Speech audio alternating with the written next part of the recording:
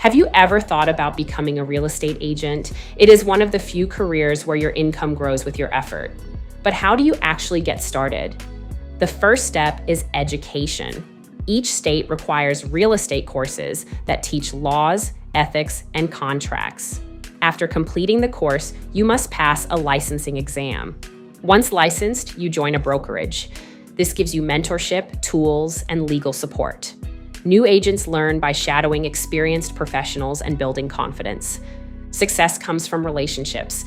Agents who listen, communicate clearly, and follow up consistently grow faster.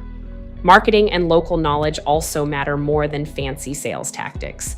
Real estate rewards patience. Some months are slow, but consistency builds momentum. Over time, referrals and reputation create stable income.